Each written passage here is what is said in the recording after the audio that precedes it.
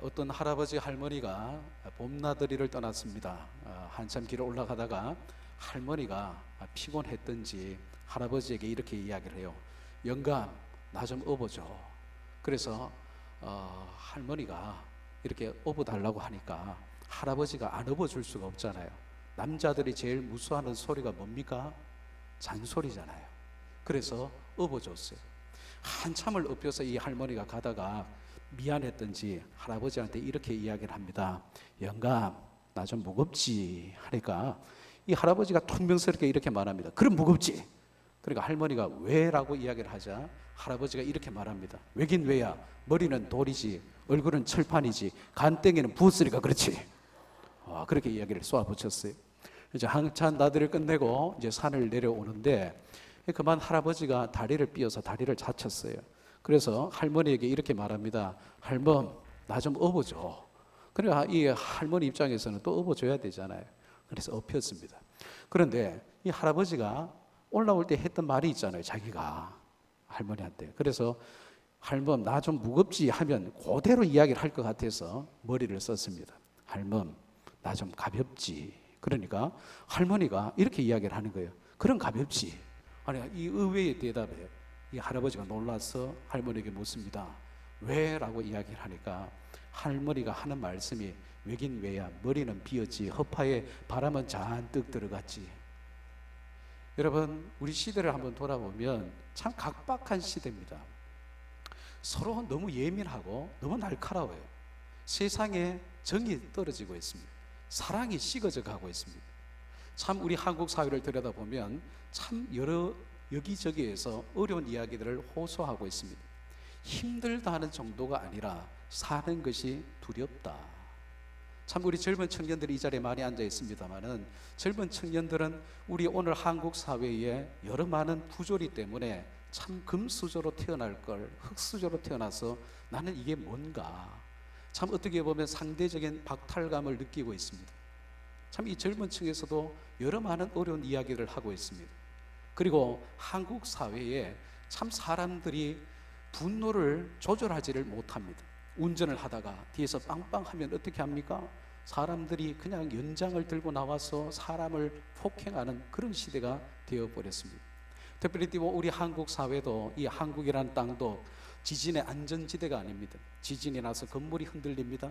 또 산불이 나서 여러분 한 도시 전체를 집어삼킨 적도 있습니다. 참 여기저기에서 또 경제적인 어려움을 호소하고 있습니다. 여러분 자영업 하시는 분들, 사업하시는 분들 요즘 어떻습니까? 일본과의 무역 이 전쟁으로 말미암아서 안 그래도 어려웠는데 더 어렵다 그렇게 이야기를 하고 있습니다. 정치가 어렵고 경제가 어렵고 국가의 안보가 위태롭고 여기저기에서 사람들이 힘들다 이제는 힘들다가 아니라 사는 것이 어렵다라고 호소를 하고 있습니다. 우리 신앙인들은 어떨까요? 이렇게 참 힘든 세상살이 속에서 내가 믿는 이 신앙을 가지고 이 어려움들을 이겨가며 살아야 되는데 마음에 불이 없는 것 같아요. 문제를 해결할 지혜가 필요한데 지혜가 없는 것 같고 이 인생의 문제를 이겨낼 수 있는 기도가 필요한데 기도해야 한다는 것은 알지만은 기도의 자리에 나와서 기도할 수 있는 힘이 없더라는 것이죠.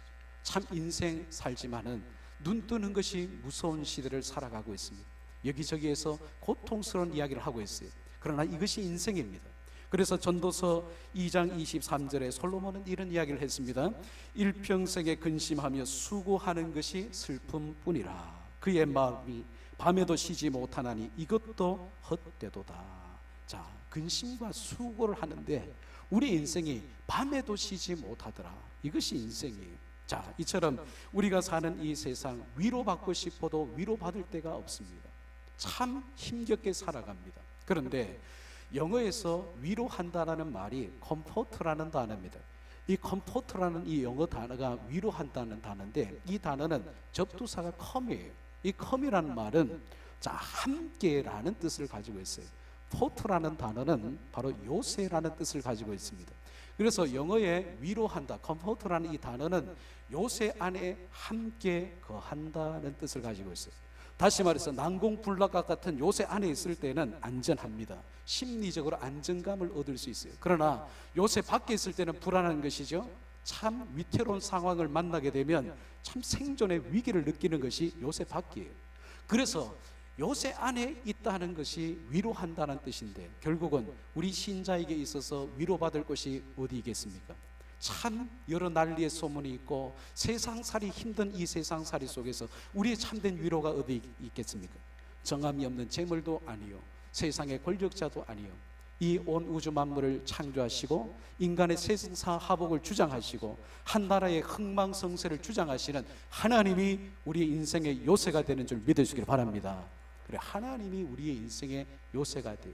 그 하나님에 있을 때에, 하나님이 이렇게 예배 드릴 때에 말씀을 통해서 위로하시고 찬양이 곡조 있는 기도가 되어서 찬양을 부르다 보면 내 마음에 이 슬픔과 근심과 걱정이 평안으로 바뀌어지게 되는 줄 믿습니다. 이 예배의 자리에서 주님 만날 때에 주님의 위로가 있는 줄 믿습니다. 그래서 이 세상을 보게 되면 터가 무너진 세상인 것 같아요. 이 안전지대가 없습니다. 정치를 봐도, 경제를 봐도, 한국 교회를 둘러봐도, 여러분들의 가정을 들여다보십시오. 여러분들의 직장과 여러분의 사업터를 들여다보십시오. 여러분의 든든했던 터가 무너져서 참 인생 사는 것이 너무나 두렵고 내일 일을 알지 못해서 너무나 불안하고 두려워하고, 내 인생 어떻게 살아야 되나, 내가 지금까지 신앙으로 살아왔는데 그 신앙조차도 흔들린다면 여러분, 우리가 어떻게 해야 할까요? 오늘 시인은 이렇게 이야기합니다. 터가 무너지면 의인이 무엇을 하랴. 터가 무너지면 의인이 무엇을 하랴. 자, 오늘 이 시편 11편을 지은 사람은 다윗입니다. 다윗이 터가 무너지면 의인이 무엇을 하랴라고 했을 때에 그 터라는 말은 히브리 단어로 샤트라는 단어인데, 이 터는 기둥, 토대라는 뜻을 가지고 있어요. 그런데 이 터, 기둥 토대는 두 가지를 의미합니다. 첫 번째는 무형적이고 눈에 보이지 않는 터를 말합니다. 그것은 뭐냐? 그 사회를 규정하고 있는 법이나 도덕, 윤리 체계를 말하는 거예요. 그래서 터가 무너졌다는 것은 그 사회에 부조리가 만연하고 부정부패가 가득해 있다는 것입니다. 의인이 정직하게 살면 오히려 손해를 보는 그런 시대를 살아가더라는 것이죠. 그것이 바로 뭐냐? 터가 무너진 시대라 이야기하는 것입니다. 자, 두 번째, 이 터라는 것은 유형적이고 눈에 보이는 터를 말합니다. 자, 이것은 뭐냐면 여기서 이 터라는 이 말은 건물, 재산을 의미하는 단어예요. 건물, 재산. 그러니까 터가 무너졌다는 것은 여러분 개인적으로 인생에 고난이 찾아오는 거예요. 여러분들이 의지했던 여러분들의 가정에 여러분들의 어떤 필요가 무너진 거예요. 채워지지 않는 거예요. 가정에 역경과 고난이 찾아온 것입니다. 그래서 터가 무너졌어요. 안락했던 가정입니다. 아무 문제가 없었어요. 그런데 여러분 가정에 있는 자녀가 지금 방황하고 있습니까? 10대 자녀가 그렇게 잘 자라왔는데, 속썩이지 않았는데 이상하게 이제는 교회를 나가지 않습니다. 부모 속을 썩입니다. 부모의 마음을 아프게 합니다. 가정의 자녀가 이제 방황을 하는 거예요. 이게 터가 무너지는 거예요. 여러분 건강에 이상이 찾아왔습니까? 건강 진단을 받았는데 덜커덩 큰 몸에 이상이 있다. 얼마나 가슴이 철렁 내려앉습니까? 사랑 가족 중에 혹시 건강에 이상이 찾아왔습니까? 터가 무너진 거예요. 여러분 가정적에 이 경제적으로 지금 참 이 경제적으로 힘든 이때에 여러분 사업이나 이 직장에 어려운 문제가 찾아왔습니까? 이것이 바로 시인이 이야기하는 터가 무너졌다는 말이에요. 그래서 이 터가 무너졌다는 것은 두 가지 사항을 이야기합니다. 첫 번째는 그 사회의 도덕, 윤리, 가치관이 붕괴해서 사회에 악인이 득세하고 의인이 고통을 받는 그 사회의 부조리가 만연한 것이 터가 무너졌다는 것이고, 두 번째는 개인적으로, 가정적으로, 직장의 사업에 어려운 문제가 찾아왔는 그것이 바로 터가 무너졌다는 것을 말합니다. 자, 그러면 시편 11편을 지을 때에 다윗에게는 어떤 터가 무너졌을까요? 자, 이 시편 11편을 지을 때에 다윗이 처한 상황은 바로 사울이 공포 정치를 할 때입니다. 아첨하는 자, 그리고 악인들이 득세합니다. 의인들이 바른 소리를 하면 죽음을 면치 못하는 그런 시대였습니다.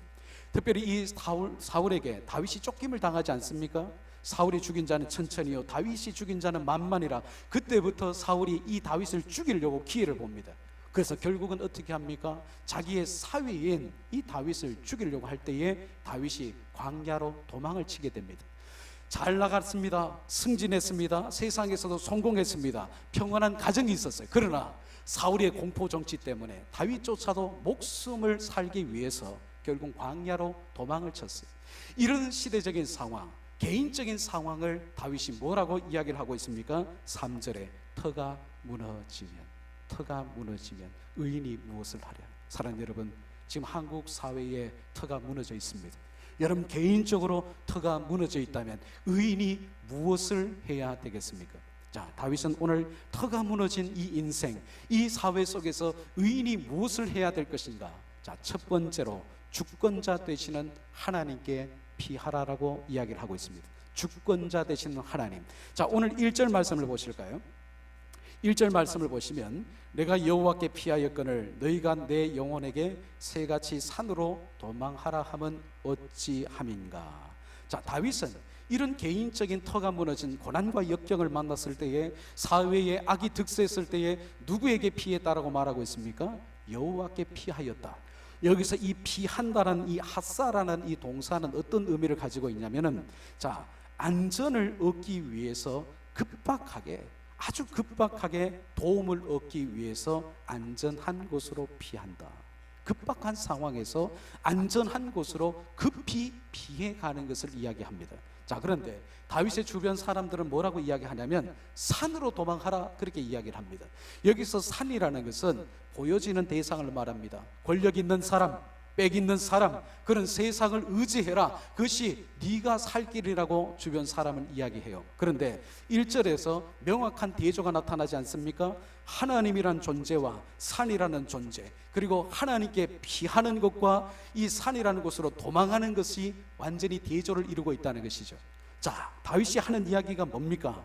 인생의 역경이 찾아왔을 때에, 내 신앙을 흔들어 놓는 이런 고난이 찾아왔을 때에, 세상에 죄가 관영하고 정말 신자가 믿음 따라 살 때에는 오히려 불이익을 당할 수밖에 없는 그런 세상 속에서도 세상 의지하지 말아라. 세상에 도울 힘이 없는 빽을 의지하지 말아라. 금수저로 태어나지 못했다 할지라도 그 세상 방법, 세상의 편법을 의지하지 말고, 세상 두려워하지도 말고, 세상 부러워하지도 말고, 살아계신 하나님께 피하면 그것이 길이 되고 방법이 되고 피할 길이 되는 줄 믿으시기를 바랍니다. 다윗이 지금 그것을 이야기하는 거예요. 다윗도 왜 모르겠어요? 지금 보이지 않는 하나님보다도 보여지는 이 의지할 대상을 찾는 것이 더 이 역경과 고난, 사울에게 피하는 이 방법을 더 쉽게 이겨낼 수 있을 수도 있었을 거예요. 그런데 다윗이 이야기하는 그 하나님은 어떤 하나님입니까? 여러분 4절을 보세요. 4절 보시면은 여호와께서는 그의 성전에 계시고 여호와의 보좌는 하늘에 있으며. 자, 이 말이 뭐냐면 하나님의 주권을 이야기하는 것입니다. 내가 피하는 그 하나님은 지금 하늘 보좌에 계셔서 이 땅을 감찰하시고 통치하시고 다스리고 있더라. 바로 이 하늘 보좌에 계신 하나님을 다윗이 고백한다는 것은 무엇을 의미하냐면, 하나님이 인간의 생사하복을 주관하신 하나님이라는 말입니다. 하나님이 한 나라의 흥망성쇠를 주장하신 하나님이라는 것이죠.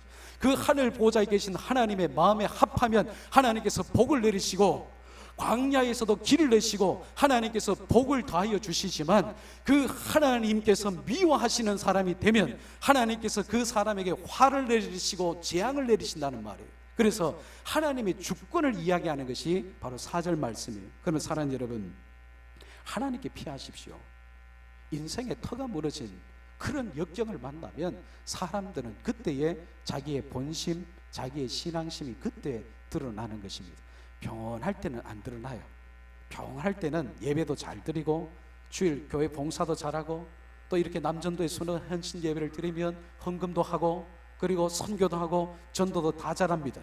그러나 인생의 터가 무너진 상황에 직면했을 때에 드디어 그 사람이 보이지 아니하시지만 지금도 살아계신 그 하나님께 피해서 하나님을 도움으로 삼는지, 아니면 이제 인생의 고난이 올 때에 도울 힘이 없지만 사람 방법을 찾는지, 그때 그 사람의 믿음이 드러난다는 사실입니다. 그러면 하나님께 피한다는 말이 뭘까요? 너무 어렵게 생각할 것 없습니다. 하나님께 피한다는 것은 하나님을 찾는 거예요. 하나님께 기도하는 거예요. 예배 가운데서 오늘 여러분 주일날 목사님을 통해서 말씀을 들었습니까? 매 주일마다 강단에서 담임 목사님이 전하는 그 말씀은 여러분들이 이 세상을 살아갈 하나님의 레마의 말씀, 성령의 검이 되는 줄 믿으시기를 바랍니다.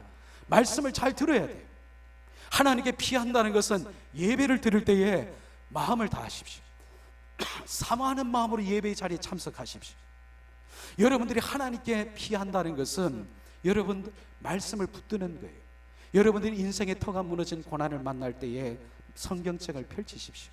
성경을 읽으십시오. 성경을 묵상하십시오. 그 한 구절의 말씀이라도 내게 딱 떨어지는 말씀이 들려질 때가 있어요. 그래서 여러분 이런 경험이 있으십니까?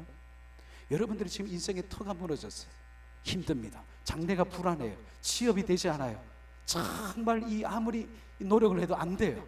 그때 마음이 무너지죠. 하나님이 살아계신가 의심이 찾아올 때도 있어요. 그때마다 의심하지 말고 말씀 앞에 서십시오.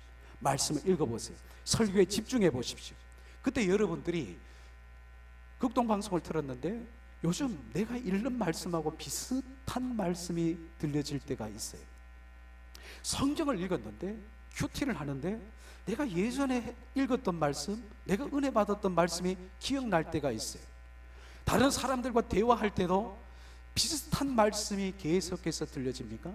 기도할 때라도 하나님이 내 마음에 감동을 주시는 것이 내가 요즘 묵상하고 있는 말씀, 설교 시간에 들었던 말씀, 내가 지금 읽고 있는 말씀과 비슷한 말씀이 있습니까? 반복해서 들리는 말씀은 지금 여러분들에게 주시는 하나님의 말씀으로 붙들 수 있기를 축원합니다.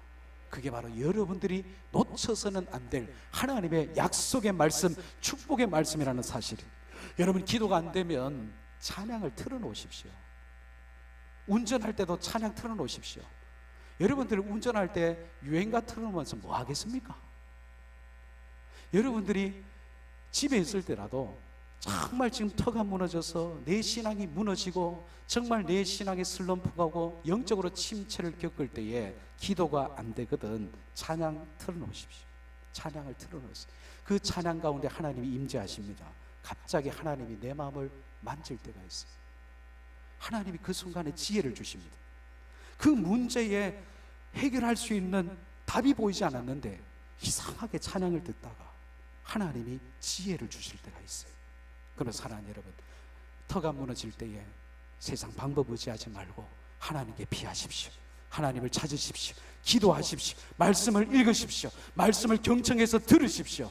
그 말씀을 붙들 때에 주권자 되신 하나님께서 여러분들의 인생의 터를 다시 회복시켜 주실 줄 믿습니다. 두 번째는 감찰자 되시는 하나님을 기억해야 합니다. 감찰자 되신 하나님. 자, 오늘 말씀 4절, 5절, 2절 말씀을 한번 읽어볼까요? 자, 4절, 5절 말씀입니다. 같이 읽습니다. 시작.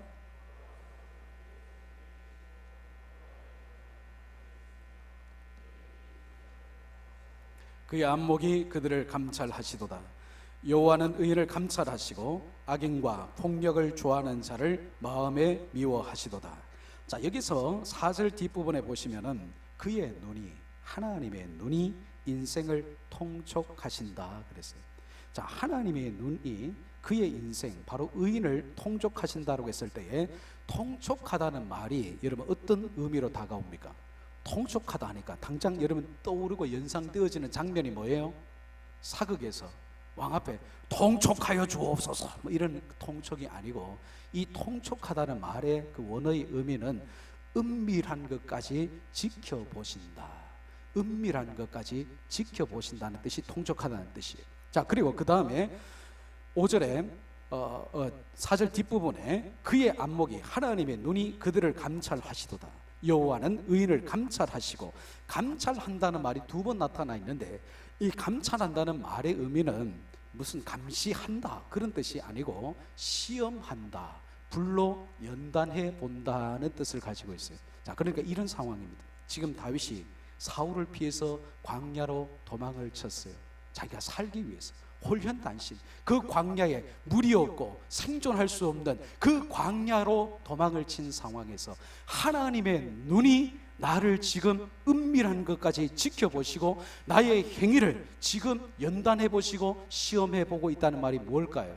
사랑하는 여러분, 우리가 신앙생활 하다 보면 터가 무너지는 것처럼 내 인생 의지하고 있었던 것들이 완전히 무너질 때가 있습니다. 고난과 역경이 찾아올 때가 있어요. 시험을 당할 때에, 내가 예전에 정말 신앙생활 할 때에 말씀의 은혜를 받으면 어떻게 합니까? 우리 청년들, 우리 젊은 친구들 수련회 가면은 헌신하잖아요.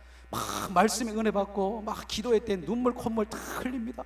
은혜는 다 혼자 받아요. 그러면 하나님 앞에 서원합니다. 주님을 위해서 살겠다고. 우리 이 자리에 앉아 계신 우리 성도님들 어떻습니까? 지금 여러분의 신앙이 뜨겁습니까? 예전에 참 교회를 사랑해서 이름 없이 빚도 없이 충성하고 헌신했던, 기도의 자리를 지켰던 신앙의 열심이 지금도 있습니까? 여러분들이 예전에 한참 은혜 받을 때에 선교에 막 불이 붙어가지고 선교단체에서 선교에 도전받고 선교 한국 가서 정말 네 삶을 주님 위해서 드리겠다고, 선교를 위해서 바치겠다고, 그렇게 신앙이 뜨거웠을 때에, 평안할 때에, 은혜 받았을 때는 주님을 위해서 살겠다고 그렇게 결단합니다. 서원합니다. 그런데 터가 무너질 때에 여러분 그 약속 지키고 있습니까? 내가 사업이 잘 되면, 내가 하는 일이 잘 되면 그때 하나님 위해서 한번 사업에 멋지게 드리겠습니다. 그렇게 이야기했는데 지금 사업이 잘 됐어요. 근데 하나님께 드립니까? 그런데 지금 사업이, 경기가 어려워서 지금 어려워졌어요. 예전에 그 믿음대로 주님 위해서 기꺼이 여러분 드리고 있습니까? 지금 다윗이 고백하는 게 무서운 고백입니다. 그게 뭐냐? 하나님의 눈이 지금 나를 지켜보고 있다는 것은 뭐냐? 하나님 앞에서 내가 지금 이 고난과 연단을 겪고도 내가 예전에 고백한 대로 주님 사랑하면서 말씀대로 살겠다라고 그렇게 고백한 대로 살고 있는지 아닌지, 의인답게 살고 있는지 아닌지, 이 터가 무너진 상황에서 하나님이 나의 행위를 은밀한 것까지, 내 결정, 내 어떤 신앙의 고백대로 사는지 안 사는지 하나님이 지금 불꽃 같은 눈동자로 지금 지켜보고 있다는 거예요. 언제? 평안할 때가 아니고 터가 무너져 있을 때. 터가 무너져 있을 때에 다윗이 정말 예전처럼 그렇게 주님 사랑하고 의인답게 살고 정말 하나님의 공의를 무서워하면서 그렇게 사는지 안 사는지 지켜보고 있다는 거예요. 그래서 여러분, 사무엘상을 읽어보면 다윗이 사울을 죽일 수 있는 두 번의 기회가 있었습니다. 사무엘상 24장에서 엔게디 광야에서 사울이 변을 보기 위해서 굴에 들어오잖아요. 그때에 다윗이 어떻게 합니까? 옷자락을 잘라버렸어요. 그런데 그것조차도 양심에 찔려서 하나님이 지금 지켜보고 있는데 내가 어떻게 주의 기름 부음 받은 자의 옷자락을 찢나? 그것이 너무 양심의 가책을 느꼈어요. 바로 이겁니다.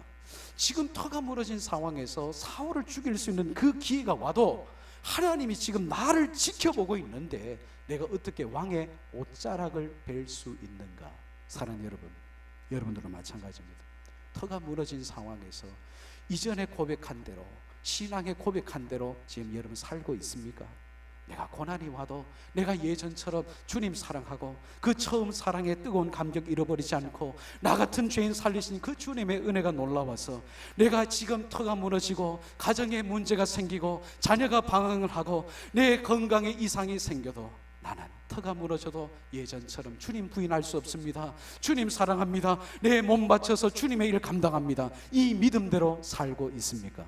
사랑하는 여러분, 다윗은요 터가 무너진 상황에서 사람의 눈을 의식한 것이 아니고 하나님의 눈을 의식했어요. 그래서 4절 말씀 다시 보세요.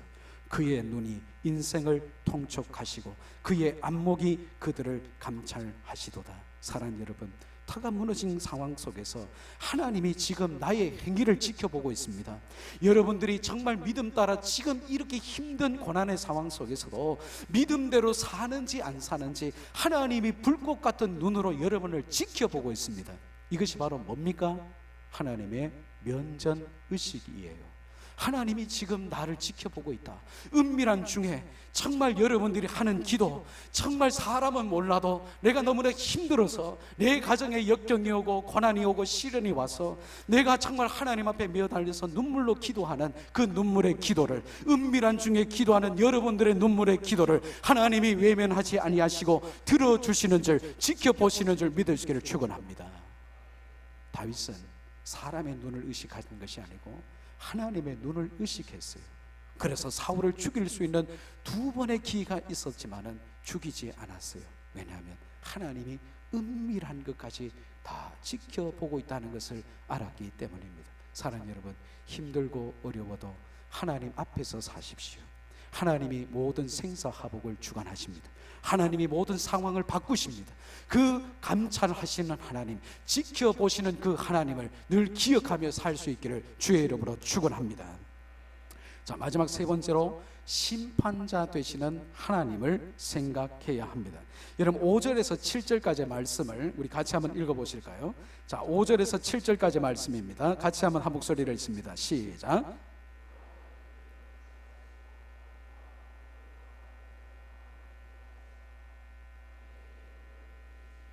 불과 유황과 태우는 바람이 그들의 잔에 소득이 되리로다.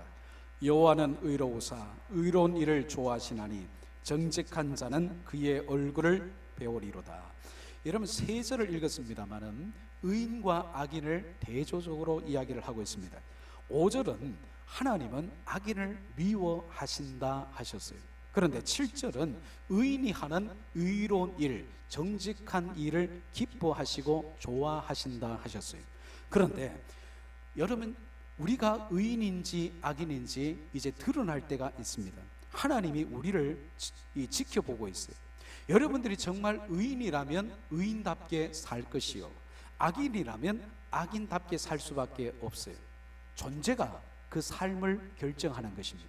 그래서 의인이기 때문에 터가 무너진 상황 속에서도 정말 인간적인 방법 생각하지 않고 주권자 되신 하나님, 모든 이 상황을 감찰하시고 지켜보신 하나님을 더 의지할 수밖에 없다는 사실. 그래서 여러분, 고난은 우연히 없습니다. 고난은 분명히 하나님의 주권적인 뜻이 있어요. 여러분 가정에 터가 무너졌습니까? 우연이 아닙니다. 하나님의 사인일 수 있어요. 여러분 이 고난은 하나님이 분명히 허락하셔야만 일어납니다. 여러분 신앙에 유익이 되지 않으면 절대 이 고난을 일어나게도 하지 않습니다. 이 고난이 여러분들에게, 여러분 가정에 여러분 유익되기 때문에 하나님이 주권적으로 허용해 주시는 거예요. 그래서 중요한 것은 뭐냐면 이 고난 속에서 의인답게 살아가는 거예요. 의인답게 하나님 붙드는 거예요. 그런데 악인은 어떻게 합니까? 인간적인 방법 쓰는 거예요. 오히려 하나님이 없다라고 하는 사람들이에요. 그런데 무서운 것은 뭐냐면 5절과 7절 사이에 6절 말씀은 하나님의 심판의 말씀이 나와요. 6절 말씀을 다시 보시면 악인에게 그물을 던지시리니 불과 유황과 태우는 바람이 그들의 잔에 소득이 되리로다. 여러분들이 의인답게 신자답게 세상에 나가 사는 것 무서워하지 마십시오. 손해를 감수할 때가 있습니다. 분명히 손해를 받을 때가 있어요. 불이익 당할 때가 분명히 있습니다. 그러나 여러분들을 고통 속에 빠뜨리는 그 의인을 두려워하거나 의인의 형통을 부러워하지 마십시오. 하나님은 공의의 하나님이십니다. 이 악인, 여러분들이 정말 하나님의 말씀대로 하나님 앞에 피하고 기도로 살아가는 그 신자를 정말 억울하게 만들고 어려움을 끼치는 그 악인을 하나님께서 심판하시는데 어떻게 심판하시느냐? 6절에 악인에게 그물을 던지시리니, 이 그물이라는 말은 덫을 말합니다. 악인이 여러분들에게 덫을 놨습니까? 여러분 정직하게 하나님의 자녀답게 말씀의 원리대로 성경 말씀대로 그렇게 살려고 하는데 악인들이 여러분들을 어렵게 합니까? 세상의 불신자들 가운데 여러분 대학생이라면 대학교 안에서, 직장 안에서 세상 살면서 나는 신자답게 살려고 하지만 정말 정직하게 살면 손해받는 그런 세상이라 할지라도 정직하게 사십시오. 하나님이 여러분들을 어렵게 하는 그 악인들에게 하나님이 친히 덫을 놓습니다. 그리고 악인들을 향한 하나님의 무서운 심판이 뭐냐? 불과 유황과 태우는 바람이라 했는데 불과 유황하면 여러분 생각나는 게 뭡니까? 소돔과 고모라예요. 하나님의 무서운 심판이 내립니다.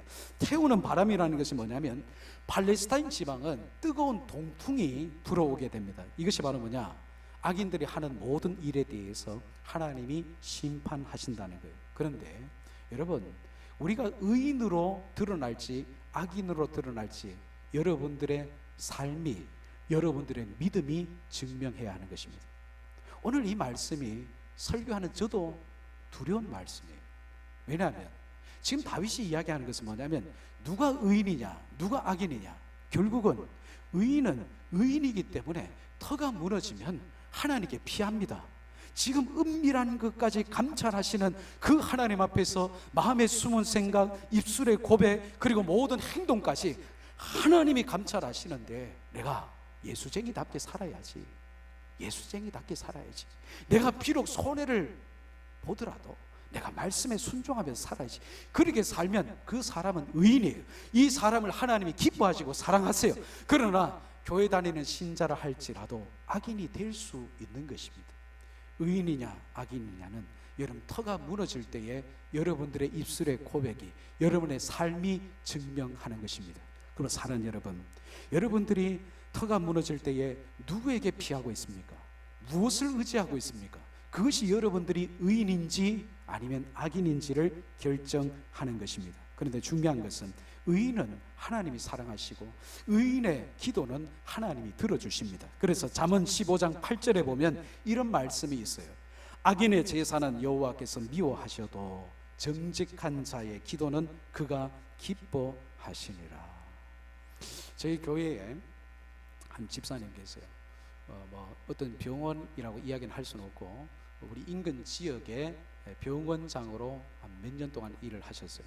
그 지역의 병원장으로 부임해서 일을 할 때에 그 병원이 사실 흑자가 별로 없습니다. 적자이거나 조금의 흑자이거나 그렇게 있는데 이 집사님이 참 목사님의 아들로서 신앙생활 참 잘합니다. 올곧은 사람이에요. 그런데 병원장으로 부임을 했을 때에 이제 취임 예배를 드렸어요. 그때 이제 목사님을 통해서 잠언 3장에 있는 말씀을 드렸어요. 땅의 소산물, 첫 소산물을 하나님 앞에 드리면 하나님께서 차고 넘치도록 해 주실 것이다. 이 잠언의 말씀을 딱 그 취임 예배 드릴 때에 딱 말씀을 받고 그 자리에서 뭐라고 고백을 하냐면 병원장 보직 수당이 있는데 제가 이 말씀에 순종해서 제가 병원장 수당, 첫 수당을 하나님 앞에 드리겠습니다. 첫 소산물로 하나님 앞에 드리겠습니다. 그렇게 했는데 4년이 지나면서 그분 간증이 그래요. 그분 간증이 뭐냐면 4년 동안 흑자가 70억이 되었다는 것입니다. 왜 별로 안 벌었습니까? 더 벌어야 됩니까? 근데 그분이 이제 오늘에 이제 2월 달에 퇴임을 하셨습니다만 그건 한 6년 가까이 병원장으로 있었는데 이분이 좀 조심스러운 이야기인데 사실 병원에서 보면 리베이트가 있을 수 있습니다. 병원에 리베이트가 있을 수 있는데 이분이 신앙 양심으로 리베이트를 안 받는 거예요. 그걸 딱 끊었어요. 정직하게 아주 투명하게 하겠다. 그렇게 운영하겠다. 그랬더니 다른 분들이 좀 반발이 있었어요. 그래서 다른 의사 선생님 4분이 동시 사표를 내고 나가버렸어요. 그래서 어느 날 제가 이제 통화를 하는데 추석 명절이었는데 제가 무슨 일이 있어서 통화를 할 때에 그분이 이렇게 이야기하는 거예요. 지금 병원에 응급실에 당직서로 갑니다. 제가 그래서 아니 병원장이 무슨 추석 명절에 당직서로 갑니까? 그때 그 이야기를 하는 거예요. 4명 의사가 밑에 있는 의사가 일괄 사표를 던지고 나갔다는 거예요. 그러니까 당직 쓸 의사가 없어요. 그래서 병원장이 가서 당직을 쓰는 거예요. 그런데 그분을 가만히 보면 정직하게 하나님 앞에 투명하게 말씀대로 운영을 했더니 당장은 손해죠. 당장엔 어려움이 있었어요. 그런데 결과로 돌아보게 되니까 4년 5년이 지나서 오히려 흑자 운영이 되었다는 사실이에요. 사랑하는 여러분, 바로 이렇습니다.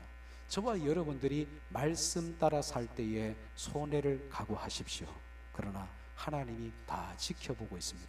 하나님의 눈이 의인도 감찰하시고 악인도 감찰하십니다. 여러분들이 지금 터가 무너진 상황에서 하나님이 여러분들의 믿음을 저울질하고 있는 줄 믿으시길 바랍니다. 그 터가 무너진 상황에서 평소 때 신앙을 고백하는 대로 그렇게 말씀을 쫓아 사는지 아니면 지금 당장 어렵다고 편법을 사용하는지 하나님이 다 지켜보고 있어요. 그러면 여러분 힘들고 어려운 상황 속에서라도 하나님 보시기에 믿음으로 살면 하나님이 다 채워주신 줄 믿어주기를 바랍니다. 그래서 저나 여러분들이나 의인인지 악인인지는 하나님이 다 심판대 앞에 가면 다 드러나게 되어져 있습니다. 여러분 말씀을 보게 되면 마태복음 16장 27절에 이런 말씀이 있습니다. 인자가 아버지의 영광으로 그 천사들과 함께 오리니 그때에 각 사람이 행한 대로 갚으리라. 계시록 22장 12절 말씀입니다. 각 사람에게 그가 행한 대로 갚아 주리라. 고린도 후서 5장 9절 10절에 이런 말씀이 있습니다. 그런즉 우리는 몸으로 있든지 떠나든지 주를 기쁘시게 하는 자가 되기를 힘쓰노라. 이는 우리가 다 반드시 그리스도의 심판대 앞에 나타나게 되어 각각 선악간에 그 몸으로 행한 것을 따라 갚으려 함이라 그랬어요. 여러분, 성경을 읽어보면 하나님은 행한 대로 갚으신다 했는데 불신자들만 그리스도의 심판대 앞에 드러나는 게 아닙니다. 성경을 읽어보면 우리가 다 그리스도의 심판대 앞에 나타난다고 했어요. 여기서 우리가 누굽니까? 설교하는 저예요. 그리고 말씀 듣는 여러분들이, 남전도의 일을 하는 우리 임원 임사들입니다. 모든 교회의 성도들도 누구 하나 다 예외 없이 예수님 재림하시면 심판대 앞에 다 서야 합니다. 여러분들이 이 땅에 살면서 정말 믿음대로 살았는지 심판대 앞에서 다 드러날 때가 있습니다. 여러분들의 시간을 주님 위해서 드리고 있습니까? 여러분들의 물질, 선한 청지기가 되어서 하나님 나라 확장을 위해서, 선교를 위해서, 구제를 위해서 이런 남점도의 손에 헌신 예배를 할 때에 여러분 기꺼이 여러분의 제물을 드렸습니까? 여러분들의 몸으로 죄 짓는 도구로 쓰셨습니까? 죄의 병기로 드렸습니까? 아니면 의의 병기로 하나님 나라를 위해서 기꺼이 이름 없이 빚도 없이 맡은 자리에서 충성하고 헌신하셨습니까? 우리가 그리스도의 심판대 앞에서 서면 이 땅에서 어떻게 살았는지 주님께서 다 평가하실 수 있습니다. 또한 평가하십니다. 여러분, 이 땅에서 사는 것은 주님 앞에 서는 날을 준비하는 것입니다. 그렇다고 한다면 여러분 자신 있으십니까? 지금 자신이 있으세요? 주님 앞에 지금 내 모습으로 주님이 나를 불러 가신다면 주님의 심판대 앞에 섰을 때에 여러분 자신이 있습니까? 각 사람이 행한 대로 갚으신다고 하셨어요. 여러분 어떻습니까? 우리의 인생은 여러분 없어지는 것이 아니고 하나님 앞에서 쌓이는 것인 줄 믿으시길 바랍니다. 하루하루 없어지는 것이 아니에요. 하루하루 어떻게 살았는지 하나님 앞에 쌓이는 것입니다. 터가 무너진 상황, 역경과 고난을 만나시거든 여러분 의인답게 사십시오. 그러므로 터가 무너지면 의인이 무엇을 하랴라고 했을 때에 그 대답이 무엇입니까? 오늘 세 가지를 꼭 기억하십시오. 주권자 되시는 하나님께 피하십시오.